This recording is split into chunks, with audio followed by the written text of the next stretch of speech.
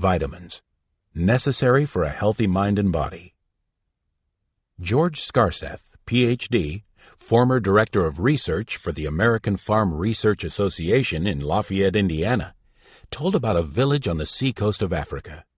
The village is more advanced than a community of similar tribes in the interior.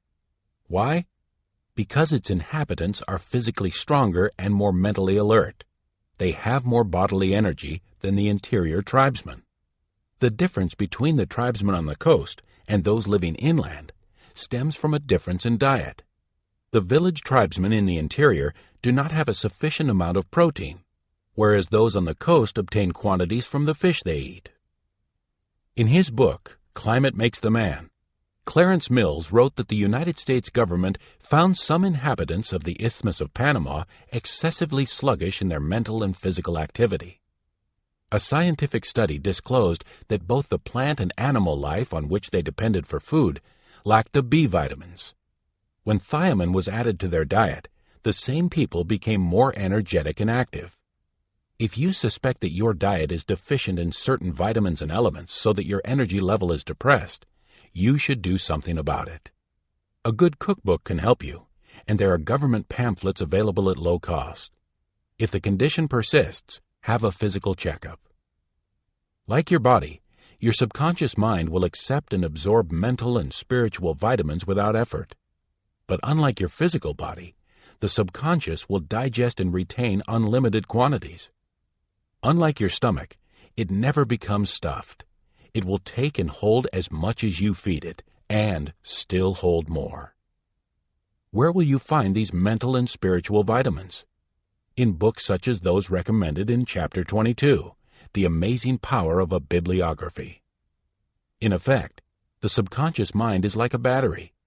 From it, you can obtain tremendous surges of mental and spiritual energy which often transmute themselves into physical vitality.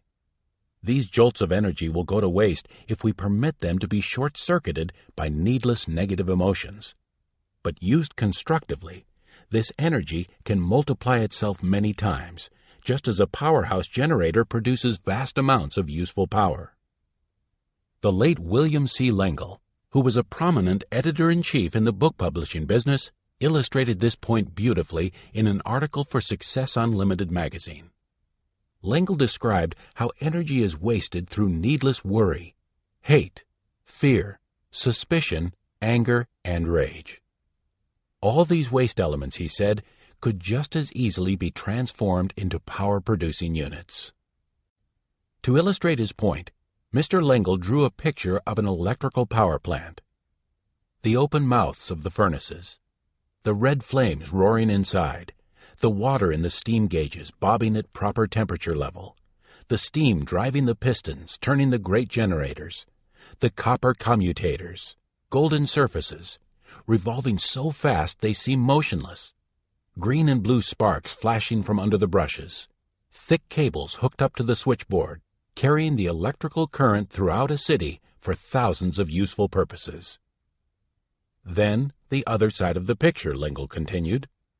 Same plant, same boilers, engines, generators. The only difference being that the switchboard was dark, and the heavy cables, instead of being hooked up to the switchboard, were stuck down into a barrel of water while the workmen ran tests on the plant. All of the power is, in effect, wasted. Not an elevator able to run, not a machine able to operate, not a single bulb able to light. And L'Engle concluded that in the same way, a failure uses up as much energy in his work at failing as a successful person uses in winning success.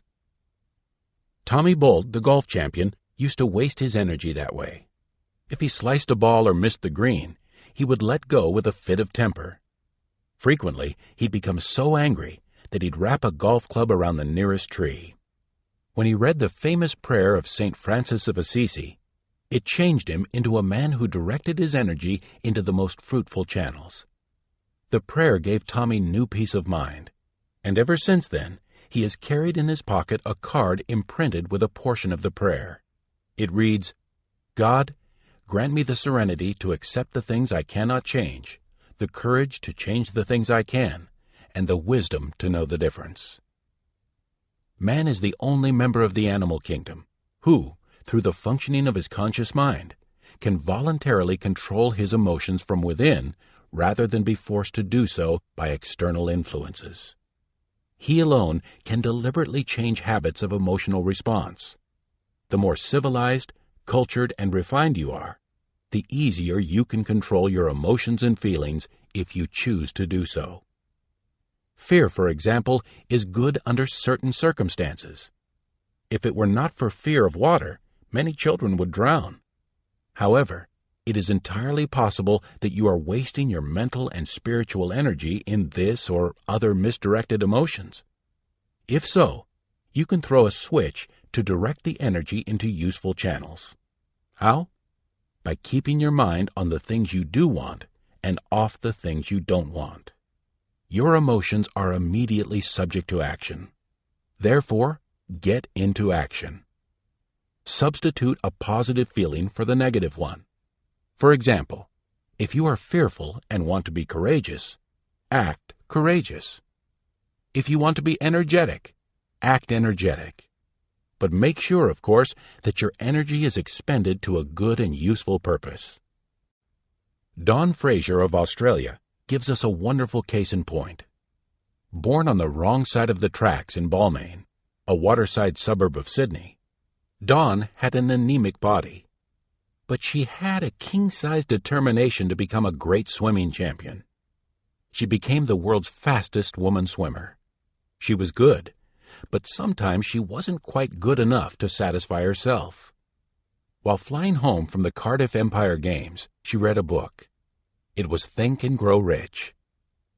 I found Napoleon Hill's formulas for success most inspiring, she says.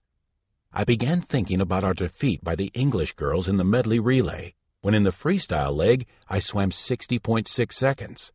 That was 0.6 of a second faster than my own world record, but still not good enough to give us the 12-yard start we needed. I wondered whether I had given everything in me on that final lap. Dawn Fraser began thinking about the dream she'd had for so long, to become the first woman to swim 100 meters in less than 60 seconds. The magic minute, she called it. If I could have made that final leg in the magic minute, we might have won, she thought. From that moment, the old hope of cracking the minute became a burning desire with me. Call it a controlled obsession if you like.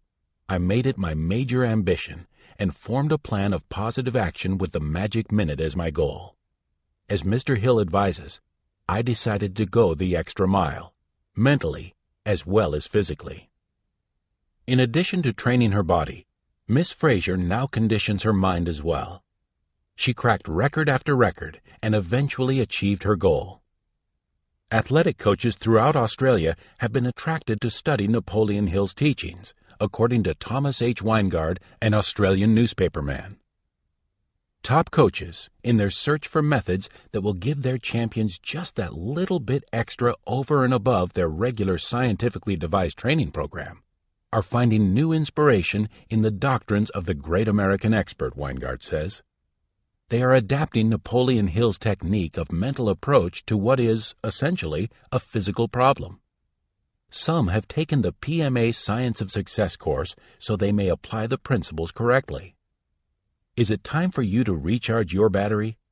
Have you now begun to apply the principles presented in Success Through a Positive Mental Attitude? Are you ready to become a champion? If so, you will want to learn how you can enjoy good health and live longer, the subject of our next chapter. Pilot number 16. Thoughts to steer by. 1. How is your energy level at this moment? 2. What is your most important source of physical, mental, and spiritual energy? 3. How can you apply the principles Dr. Thomas Kirk Curitan taught to Roger Bannister so that you'll have extra energy to achieve your own goals? 4. Do you push to the limit of your endurance, then rest and try again? 5. Is it time to recharge your battery? 6. How can you avoid or neutralize fatigue? 7. Are most of your meals based on well-balanced diets? 8. Do you take spiritual and mental vitamins daily by reading inspirational material or listening to inspirational tapes or records? 9. Is your energy being directed toward useful channels, or is it being short-circuited and wasted? 10.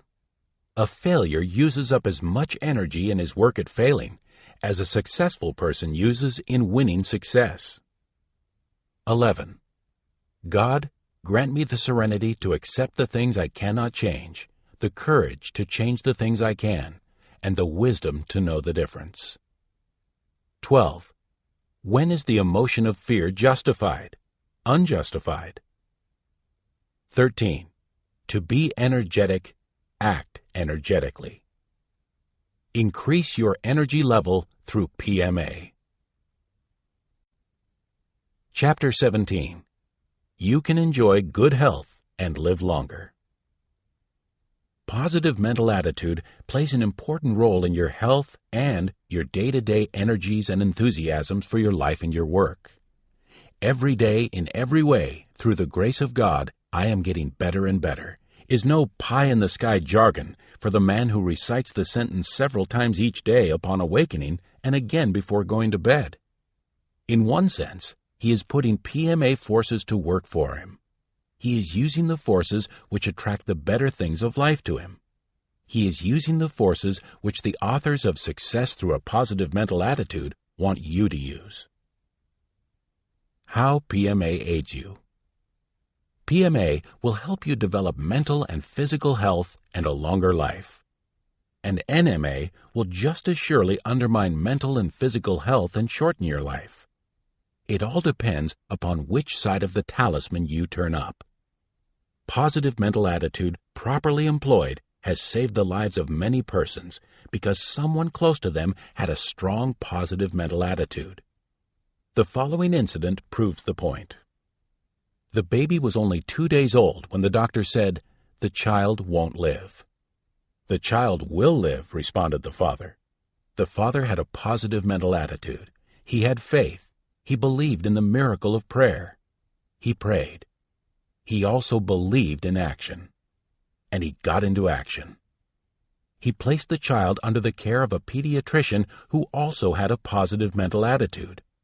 A doctor who knew from experience that for every physical weakness, nature provides a compensating factor. The child did live.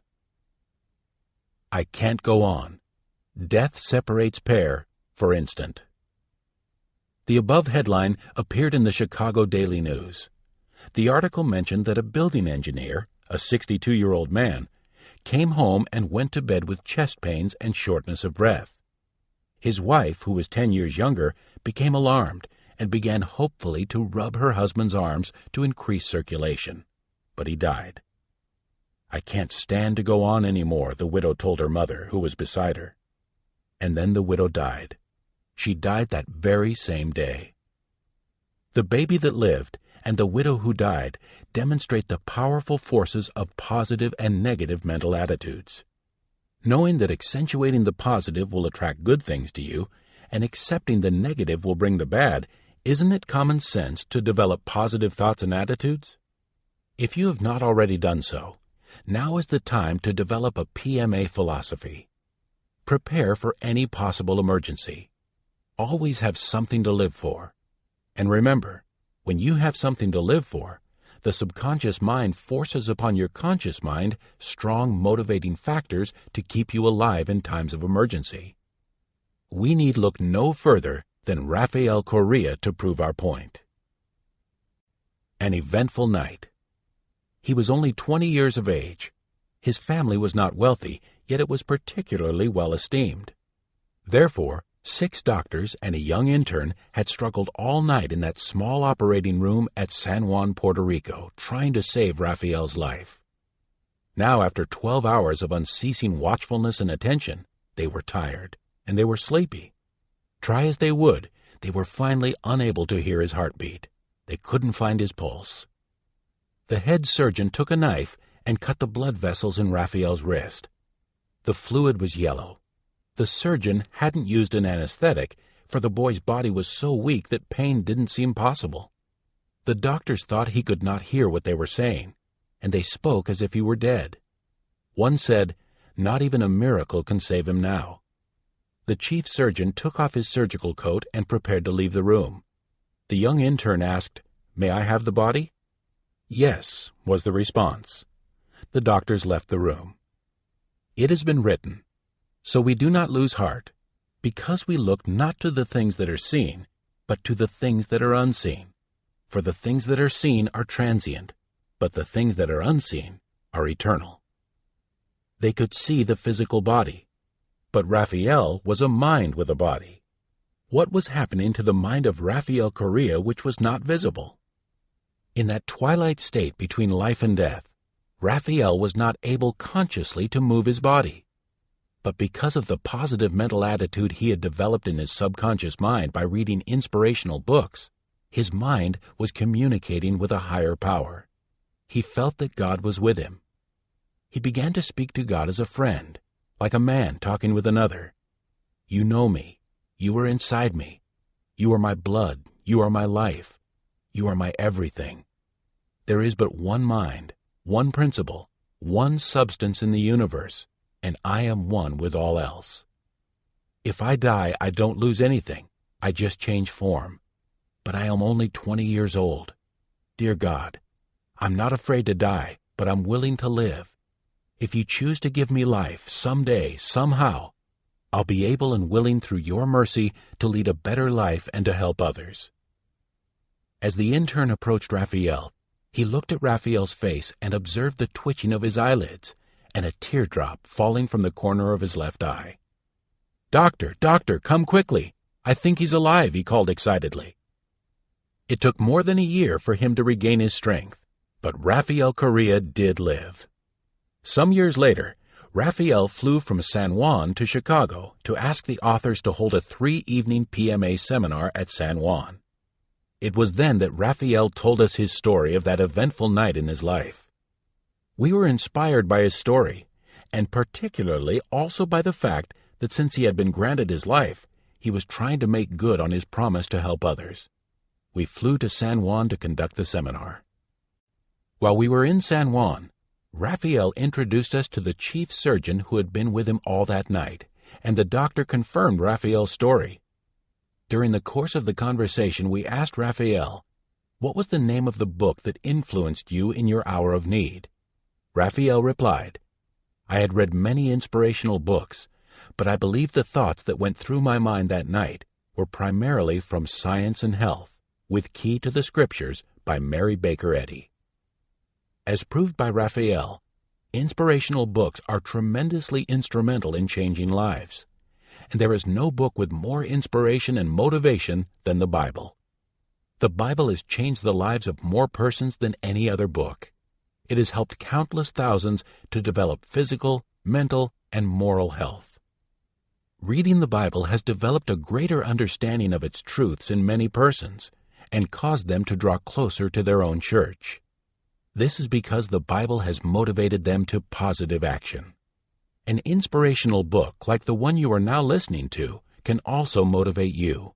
It can be the catalyst which starts you on the road to desirable, positive action and success. Use a book as a catalyst. The dictionary defines a catalyst in physical chemistry as a substance that causes or accelerates a chemical reaction.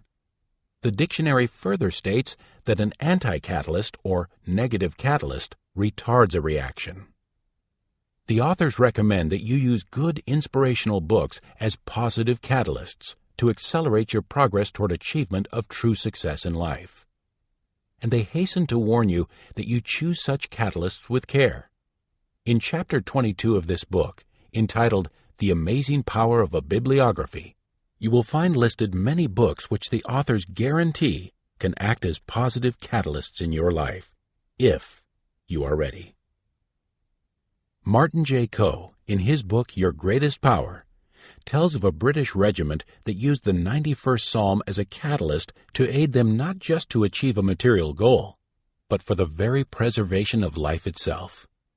Coe wrote, F. L. Rawson, noted engineer and one of England's greatest scientists, in his book Life Understood, gives an account of a British regiment under control of Colonel Whittlesey, which served in the World War for more than 4 years without losing a man.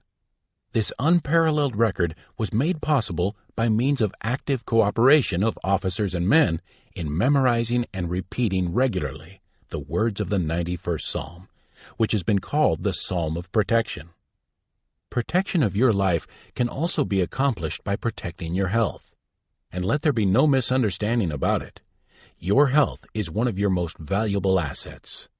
Many a man today would be more than willing to trade his wealth for good health.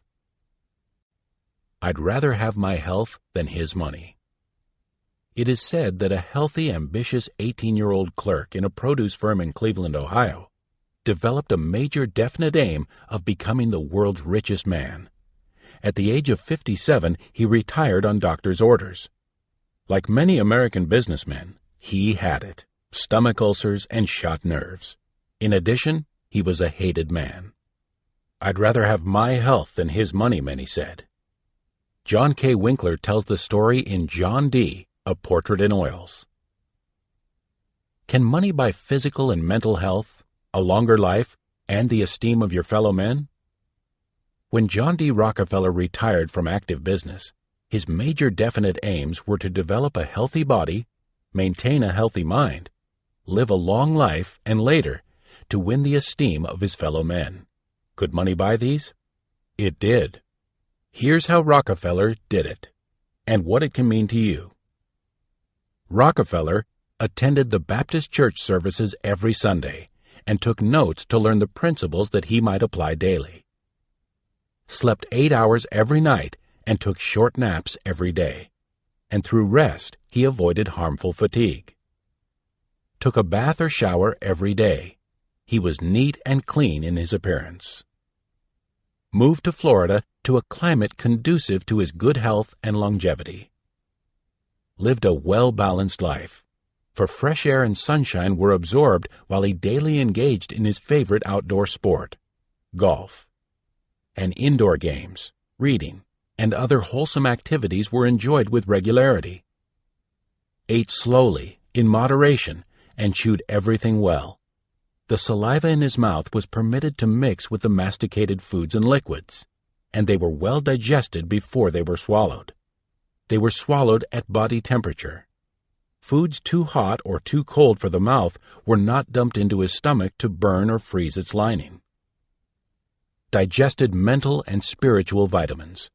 For grace was said at each meal, and at dinner it was his custom to have his secretary, a guest, or a member of his family read the Bible, a sermon, an inspirational poem, a motivating article from a newspaper, magazine, or book.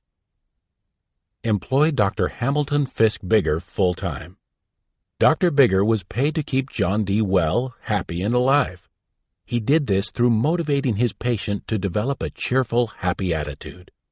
And Rockefeller lived to be 97.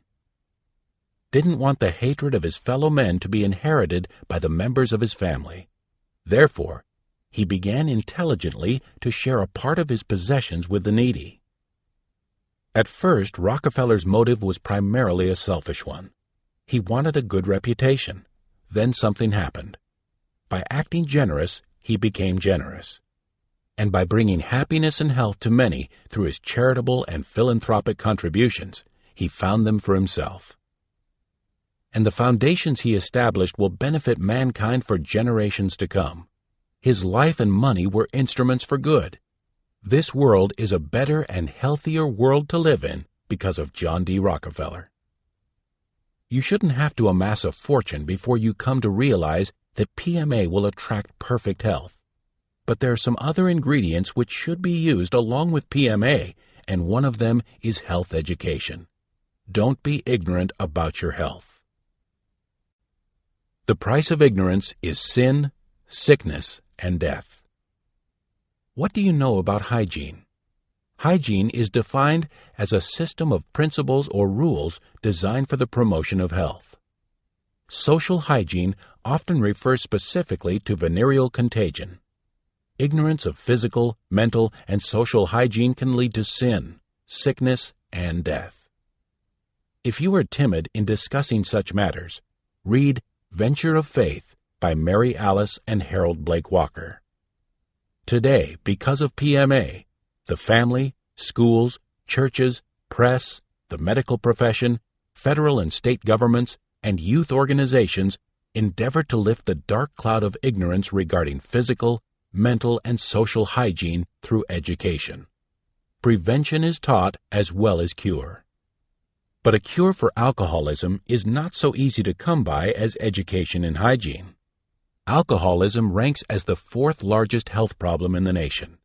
It follows mental and moral disease and is one of the greatest contributors to those two diseases. The economic cost of alcoholism is $25 billion per year. The greater portion of this is loss of time to industry, followed by hospital costs and physical damages caused mainly by automobile accidents. But the money loss is negligible compared to the loss of physical, mental, and moral health, and the loss of life attributable to alcoholism. An alcoholic has a mental illness which lies dormant until his first drink. If he doesn't start the habit, liquor doesn't have the power of attraction for him. If he drinks, the affinity is strong, and he will drink to excess. If he drinks to excess, the attraction may become irresistible or seem so. And when he tries to resist and doesn't succeed, he may believe he cannot be cured. What happens to excessive drinkers? Alcohol is known to alter the brain waves as recorded by the scientific instrument known as an electroencephalograph. It has a most potent influence on nerve cell metabolism, which results in slow rhythms and eventual suppression of voltage, and brings about a change in the level of consciousness. A human body is alive only as long as its subconscious mind functions. It can be kept alive for a long time without the functioning of the conscious mind. There are degrees of consciousness. Sanity is that healthy state of mind when the activities of the conscious and the subconscious are in proper balance. And while they work together, each has its specific duties. Each has inhibiting factors. While sometimes it is healthful and wholesome for a person to do the things he wants to do but which are forbidden, judgments and actions should be the result of the conscious and subconscious working in balance. The intellect and other powers of the conscious mind act as a governor regulating the subconscious when a person is in a conscious state of activity. As the activity of this governor slows down, the machine begins to run wild, and the individual may act in an illogical manner. His uncontrolled activities may range from a simple foolish act to a state of mind commonly known as insanity. As the inhibiting barriers are lowered, due to the effect of alcohol on the brain cells, the restraining controls of the conscious mind become less effective. When the emotions, passions, and other activities of the subconscious mind have too free a rein without proper regulation by the balance wheel of the intellect, the individual in this semi-conscious state of mind will commit foolish and undesirable acts due to alcoholic influence. Alcoholism is indeed a dread disease. If allowed to control a person's life, it can render that person physically, mentally, and morally ill, and send him to a living hell. Once alcohol has gained control in a person's life, it does not readily relinquish its hold. But there is a cure. There's always a cure. What's the cure? Stop drinking. For the alcoholic, this is more easily said than done. The important thing is that it can be done. He can do it. When you develop a positive mental attitude, you don't give up trying because you have previously failed or because you know of cases where others have failed. You can be motivated and receive hope from successful experiences. A baby learning to walk isn't criticized for falling after taking the first 3 steps. It is given credit for the progress it makes in response to its conscious effort. The alcoholic may find help in a number of places. Complete cures for alcoholism have been affected by environmental influences in the religious therapy of established churches, rescue missions like the Pacific Garden Mission in Chicago, revival meetings of evangelists like Oral Roberts, Alcoholics Anonymous, medical and psychiatric help including hypnosis, private hospitals such as the Keeley Institute at Dwight, Illinois, or an inspirational book like I Dare You. However, each individual must win his own internal victory. But generally, it is necessary for him to come under the environmental influence of someone who will help him through suggestion until he takes control of his own power. Or if you will, until he has a positive mental attitude developed beyond the point of relapsing into a negative mental attitude. PMA can do wonders for the alcoholic if only he will put it to work for himself. And PMA will work wonders for you too in attracting health and longevity. Uncertainty about your health can undermine your PMA by causing you to worry about every little ache or pain. The longer you remain uncertain, the more your attitude changes direction from positive to negative. And if the symptoms you have noticed really do denote a condition that requires attention, the longer you remain uncertain and do nothing, the greater are the opportunities for that condition to develop. Don't be uncertain about your health. Get into action. Take the guesswork out of your health. He was a young, dynamic, successful automobile sales manager. His whole future was ahead of him, yet he was mighty low. In fact, he expected to die. He even selected and purchased his cemetery lot and made all arrangements for his burial. He got his house in order. But here's what actually happened. At times he became short of breath. His heart beat rapidly. His throat choked up. Eventually, he went to his family doctor, who was a very successful physician and surgeon. The doctor advised him to take a rest, to take life easy, to retire from the work he loved, the thrilling game of selling automobiles. The sales manager stayed home for a while and rested his body, but because of fears, his mind was not at ease. He still became short of breath. His heart would beat rapidly. His throat would choke up. It was summertime, and his doctor advised him to vacation in Colorado. He was carried into the Pullman compartment. Colorado, with its healthful climate and inspirational mountains, did not prevent the manifestation of his fears. He would frequently experience shortness of breath, rapid beating of the heart, and the same choked-up feeling. Within a week he returned home. He believed death was coming. Take the guesswork out of it, this salesman was told, as you might be told by one of the authors. You have everything to gain and nothing to lose by going to a clinic such as Mayo Brothers at Rochester, Minnesota. Do it now. At his request, he was driven to Rochester by a relative. He was actually afraid that he might die en route. When the sales manager went through the clinic, he was told what was wrong with him. The doctor said, "Your difficulty is that you breathe in too much oxygen." He laughed and said, "That's silly." The doctor responded, "Jump up and down 50 times as if you were jumping rope." He became short of breath, his heart beat rapidly, and his throat choked up. "What can I do about it?" the young man asked. The doctor responded, "When you feel this condition coming on, you can, 1, breathe into a paper bag, or 2, just hold your breath for a little while." And the doctor handed the patient a paper bag. The patient followed instructions. His heart stopped beating rapidly. Breathing became normal, and his throat didn't bother him. He left the clinic a happy man. Whenever the symptoms of his illness occurred, he would just hold his breath for a short time, and his body would function normally. After a few months, he lost his fears and his symptoms disappeared. This happened more than 30 years ago. He hasn't required medical attention since. Of course, not all cures are so easily effected. There are times when you may have to use all your resources before aid is found. However, it is wise to continue the search with persistence and a positive mental attitude. Such determination and optimism usually pay off. It did for another sales manager. Let us tell you about him. There is always a cure. Find it. This particular sales manager registered in a small-town hotel and fell and broke a leg as he entered the room assigned to him. The hotel manager took our sales manager to the nearest hospital where an attending physician set his leg. A few days later, it was considered safe for him to be moved, and he returned to his home.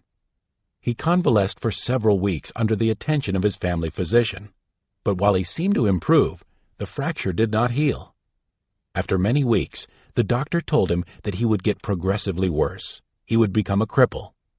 This sales manager was very much disturbed because his work required that he be on his feet. He discussed the matter with one of the authors, who said, "Don't believe it. There is always a cure. Find it. Take the guesswork out of it. Do it now." He was told the story of the automobile sales manager as it has been told to you, and it was suggested that he make arrangements to go to Mayo Brothers Clinic. He also left the clinic a happy man. Why? He was told, "Your system needs calcium. We would load you with it, but the calcium would wear off. Just drink a quart of milk a day." He did. In time, the injured leg became as strong as the sound one. A positive mental attitude applied to health takes into consideration the possibility of accidents. In fact, safety first is a PMA symbol.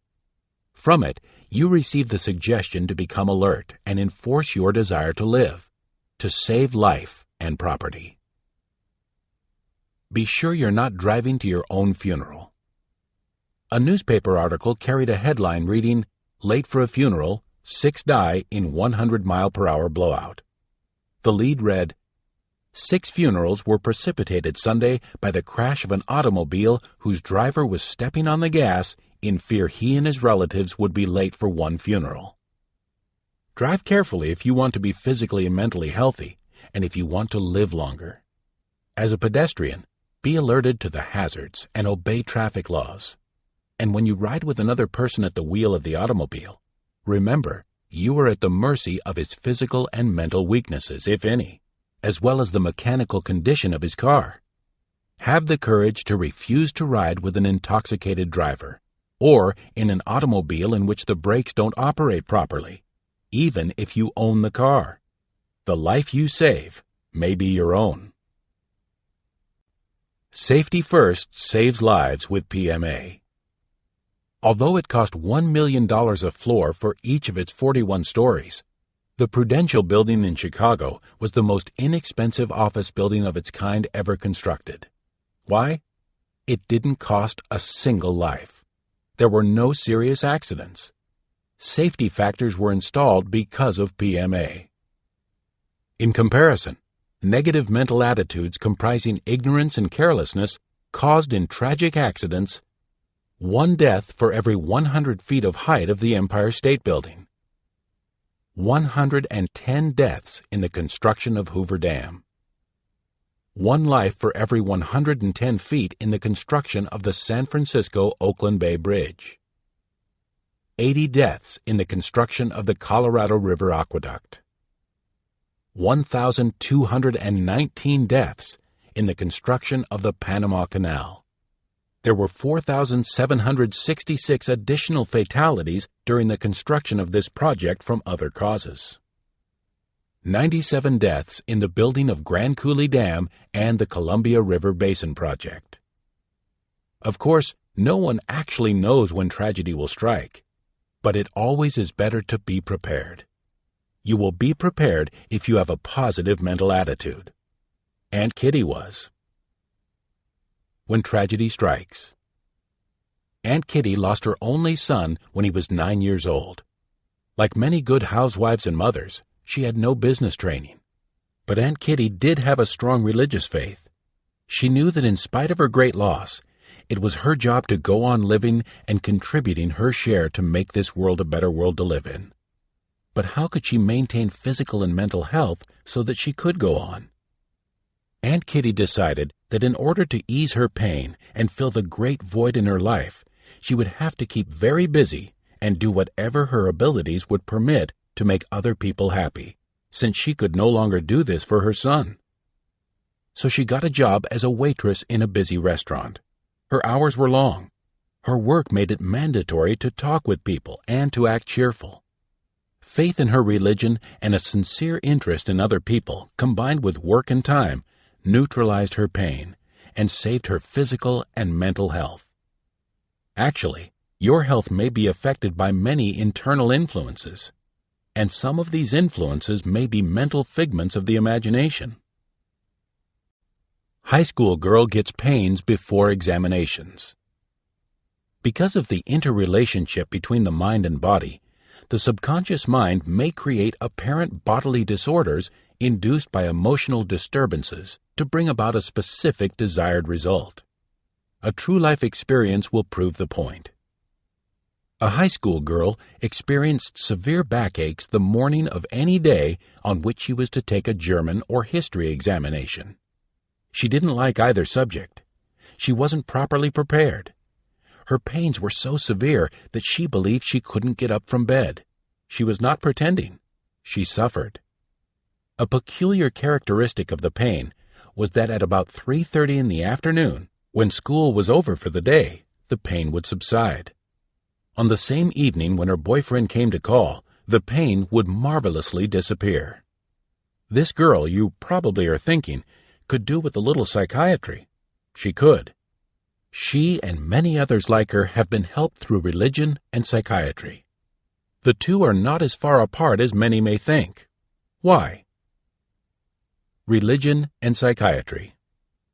Rules and regulations for physical and mental health and a longer life were woven into religion long before words similar to physiology, psychology, and psychiatry became part of any language. This is especially true regarding the application of techniques affecting the subconscious mind. It is easy to see why psychiatric clinics and counseling services are becoming an integral part of church organizations regardless of their religious denominations. The minister to millions helps the sick. The Reverend Norman Vincent Peale and Smiley Blanton, M.D., established the American Foundation of Religion and Psychiatry, which is now known as the Institutes of Religion and Health. It is a non-profit, non-sectarian clinic in New York City. Anyone with an emotional problem is eligible for help regardless of race, religion, or ability to pay. Today, there is a full and part-time professional staff of 35 composed of psychiatrists, ministers, psychologists, and psychiatric social workers. If you would like information on how to establish a counseling service in your church, write the Institutes. What lies ahead? Mental and physical health are two great rewards of a positive mental attitude. It is true, a positive mental attitude takes effort, patience, and practice to gain and maintain. But a definite purpose, clean and clear thinking, creative vision, courageous action, persistence, and true perception, all applied with enthusiasm and faith, will go far to help you achieve and maintain a positive mental attitude. And what lies ahead as you approach your definite goals? Happiness lies ahead. If you are happy now, you will wish to maintain and increase this wonderful happiness which you already have. If you are not happy now, you will want to learn how you can be happy.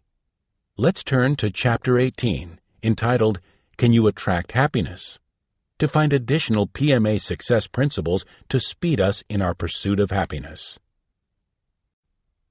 Pilot number 17. Thoughts to steer by. 1. You can have more perfect health. A positive mental attitude affects your health. It attracts good health to you. A negative mental attitude attracts ill health. 2.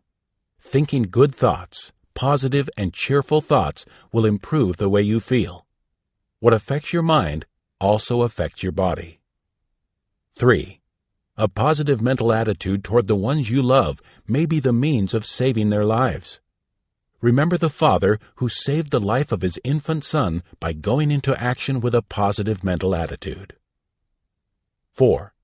Learn to practice PMA instead of giving in to NMA, as the engineer's wife did. Her NMA allowed death to claim her. 5. Develop within you a positive mental attitude, so powerful that it seeps down from your conscious into your subconscious mind.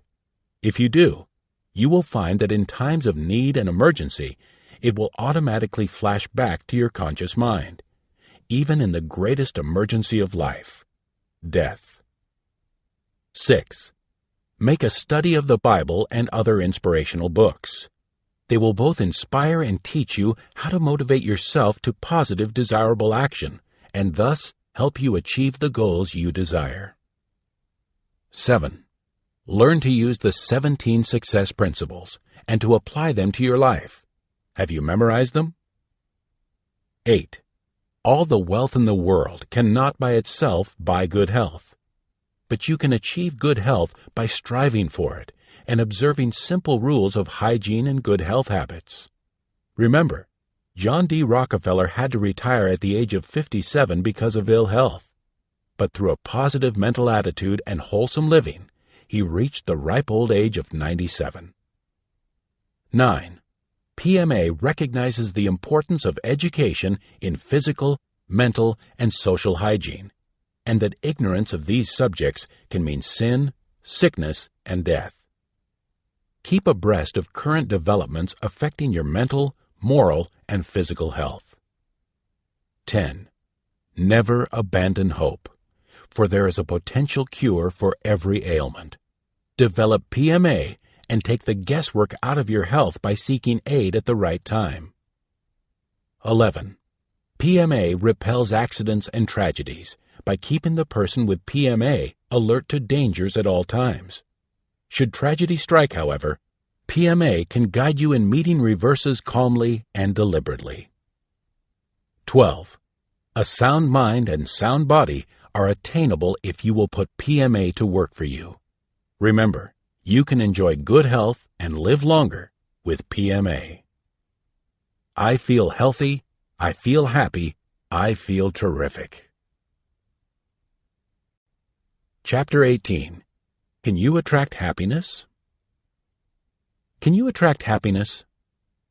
Abraham Lincoln once made the remark, "It has been my observation that people are just about as happy as they make up their minds to be."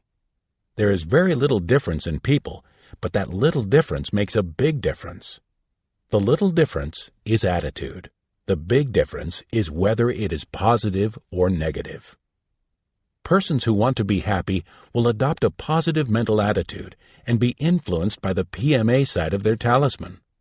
Thus, happiness will be attracted to them. And those who turn on NMA make a business of being unhappy. They don't attract, they repel happiness. I want to be happy. A popular song starts off with the words that contain a great deal of truth. I want to be happy, but I won't be happy till I make you happy too. One of the surest ways to find happiness for yourself is to devote your energies toward making someone else happy. Happiness is an elusive, transitory thing, and if you set out to search for it, you will find it evasive. But if you try to bring happiness to someone else, then it comes to you. Writer Claire Jones, wife of a professor in the religion department at Oklahoma City University, tells of a happiness they experienced during their early married life. We lived in a small town the first 2 years we were married, she recalls, and our neighbors were a very old couple, the wife nearly blind and confined to a wheelchair. The old man, not very well himself, kept house and cared for her. My husband and I were decorating our Christmas tree a few days before Christmas when we decided on impulse to fix a tree for the old people. We bought a small one, decorated it with tinsel and lights, wrapped a few small gifts, and took it over the night before Christmas. The old lady cried as she gazed dimly at the sparkling lights. Her husband said over and over, "But it's been years since we had a tree." They mentioned that tree nearly every time we visited them during the next year. The next Christmas, they were both gone from the little house. It was a small thing we had done for them, but we were happy that we'd done it. Now, the happiness they experienced as a result of their kindness was a very deep, warm feeling, the memory of which will remain with them. It was a very special kind of happiness that comes to those who do kind deeds. But the kind of happiness which is most common and most constant comes closer to being a state of contentment, a state of being neither happy nor unhappy. You are a happy person during a period when you predominantly experience that positive state of mind in which you are happy combined with that neutral state of mind in which you are not unhappy. And you can be happy, content, or unhappy, for the choice is yours. The determining factor is whether you are under the influence of a positive or negative mental attitude, and that factor you can control. Handicaps are no barrier to happiness. Surely if ever there was a person who might have been expected to complain of unhappiness, Helen Keller was that person.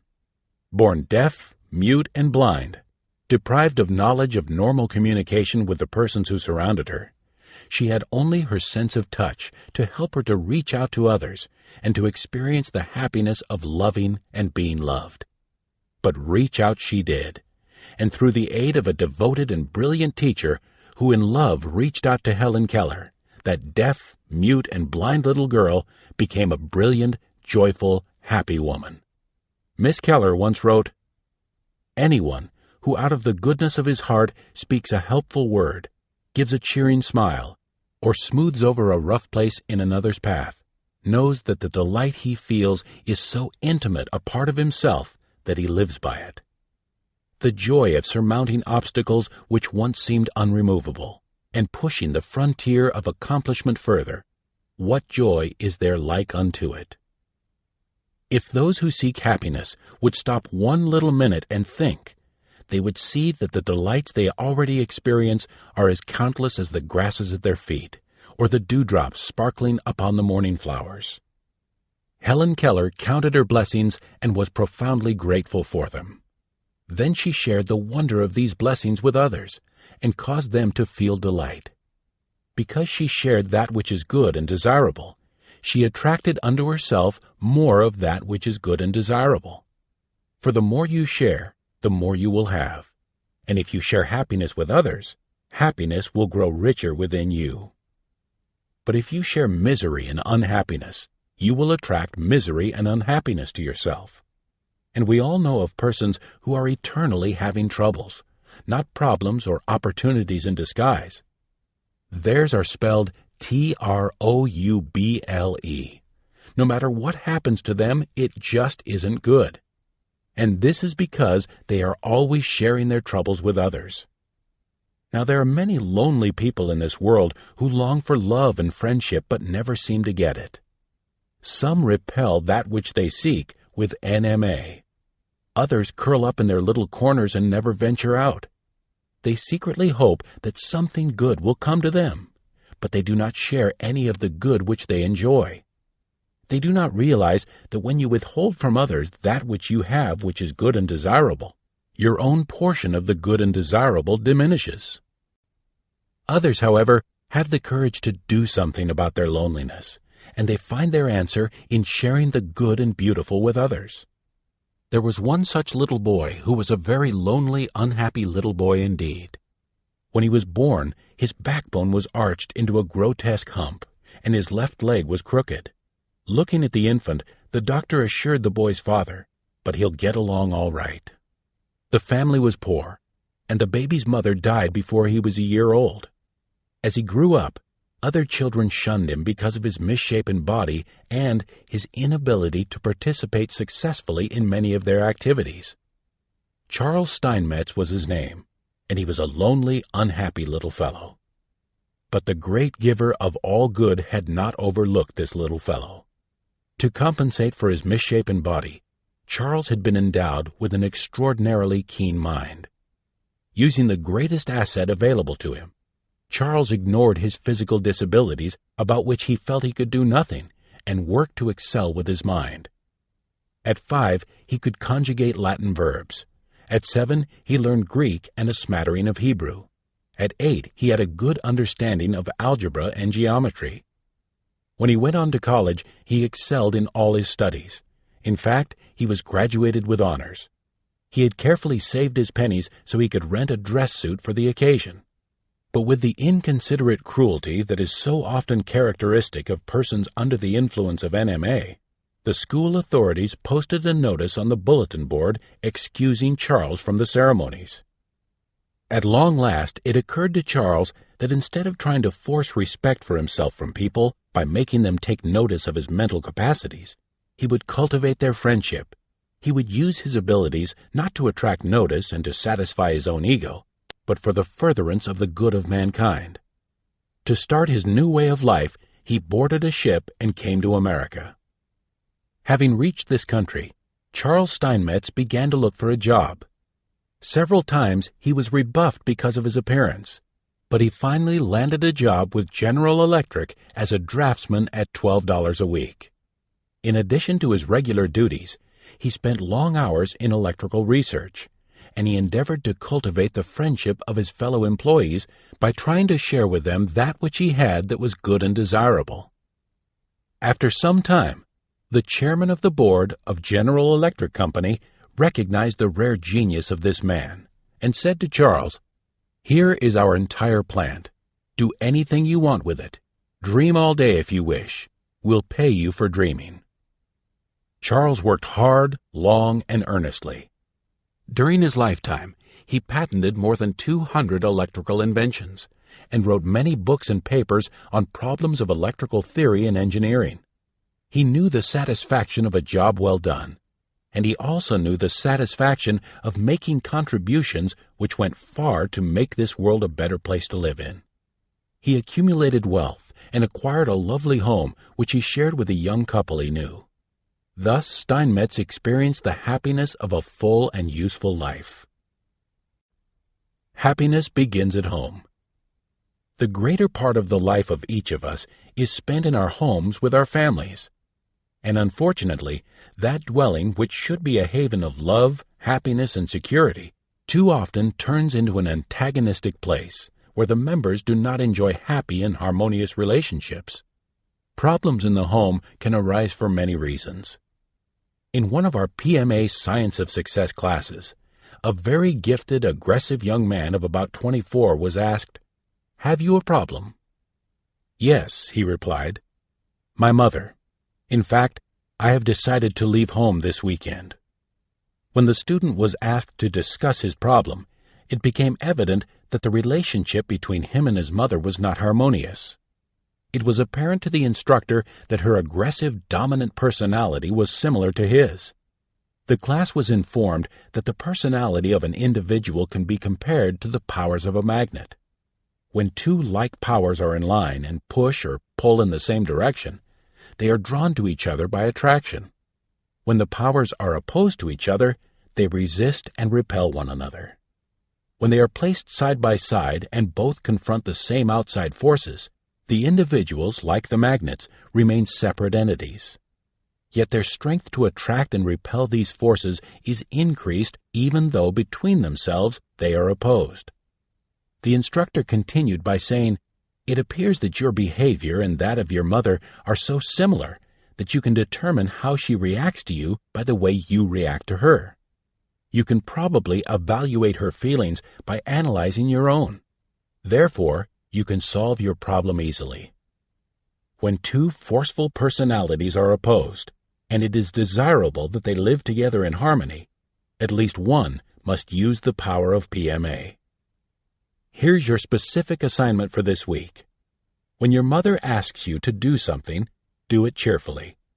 When she expresses an opinion, agree with her in a pleasant, sincere manner or don't say anything. When you're tempted to find fault with her, find something good to say. You will have a most pleasant experience. She will probably follow your example. "It won't work," responded the student. "She is just too hard to get along with." "You're absolutely right," responded the instructor. "It won't work unless you try to work it with a positive mental attitude." A week later, the young man was asked how he was coming along with his problem. His response was, "I am happy to say that there hasn't been one unpleasant word between us all week. You might be interested in knowing that I have decided to stay at home." When parents don't understand their children. There is a tendency for a person to assume that everyone always likes what he likes and always thinks the way he thinks. For people have a tendency to judge the reactions of others by their own reactions. Now, like the young man who had a problem with his mother, such a conclusion would at times be correct. But many parents often have problems with their children because they fail to realize that the personality of the child is different from theirs. It is a mistake for parents not to realize that time changes both the child and them, for they don't adjust their mental attitudes to compensate for the changes within the child and themselves. "I don't understand her," the father said.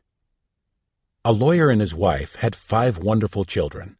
The parents were unhappy because their oldest daughter, who was a freshman in high school, didn't respond to her parents the way they expected. The daughter was unhappy too.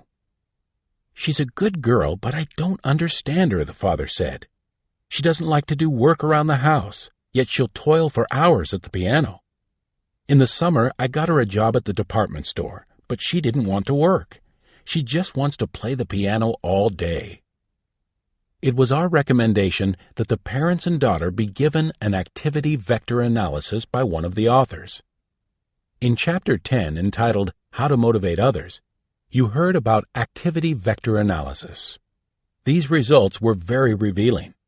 We found that the girl possessed ambitions, energies, and traits so far beyond either of the parents that it would be difficult for them to comprehend her reactions to them until they understood that each person is different. The parents thought that while it was nice to know how to play a piano, it was good for a girl to work at home and work in a store in the summer. A passion to be a pianist was just a waste of time. She will get married someday and will have to keep house. She should be more practical, the parents reasoned. The daughter's capacities and the tendencies that motivated her were explained to the parents. Reasons were given why it was hard for them to understand her. An explanation was also given to the daughter as to why her parents thought one way and she another.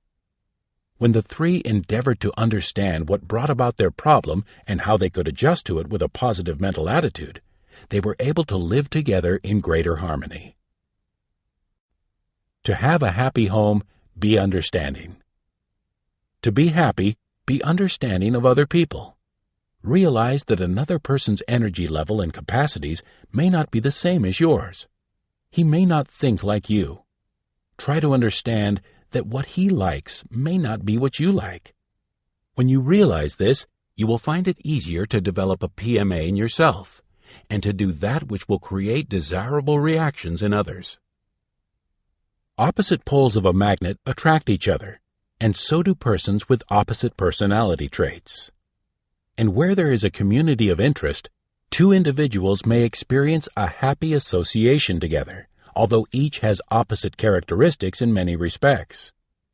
One may be ambitious, aggressive, confident, and optimistic, and possess tremendous drive, energy, and stick-to-itiveness. The other may have a tendency to be satisfied, fearful, timid, shy, tactful, and humble, and may lack confidence in himself. Often such persons are attracted to each other, and when associated together, complement, strengthen, and inspire each other. And they blend their personalities, and thus the extremes of each become neutralized. What would grow into rigidity on the part of one and frustration on the part of the other is thus avoided. Would you be happy and inspired if you were married to a person whose personality was exactly like yours? Be truthful with yourself. The answer would probably be no. Children, too, can be taught to be understanding and to be appreciative of all that their parents do for them. Much unhappiness is caused in homes because the children do not appreciate and understand their parents. But whose fault is it? The child's or the parents, or both? Some time ago, we had an appointment with the president of a large and successful organization. His name has appeared in a favorable light in every large newspaper in the country for the good work he did while holding public office. Yet on the day we saw him, he was most unhappy. "No one likes me. Even my children hate me. Why is this?" he asked. Actually, this man is a person of good intent. He gave his children everything that money would buy. He deliberately kept them from the needs that forced him as a child to gain the strength he developed as a man. He tried to protect them from those things in life that to him were not beautiful. He eliminated the necessity for them to struggle as he had had to struggle. He never asked or expected appreciation from his sons and daughters when they were children, and he never got it. Yet he assumed that they understood him without endeavoring to find out. Things would have been different had he taught his children to be appreciative and to gain strength by at least partially fighting their own battles. He experienced happiness in making them happy without teaching them to be happy by making others happy. Therefore, they made him unhappy. Perhaps if he had confided in them when they were growing up and told of the struggles he had endured for their benefit, they might have been more understanding. But there is no need for this man or anyone in a like situation to remain unhappy. He can turn up the PMA side of his talisman and try earnestly to make himself known to and understood by his dear ones. And he can take the time to show that he loves them by sharing himself instead of just giving them those material things with which his wealth can supply them. If he shares himself as liberally as he shared his money with them, he will experience the rich reward of having them return love and understanding to him. Of course, this man had meant well. He had the right intent toward his children and toward others, but he had not been sensitive to their reactions. He had simply assumed that they would understand, and he had not taken the time to help them to do so. Now, this man could help himself by reading inspirational books. We recommended several, including How to Win Friends and Influence People, and we told him that his children were people.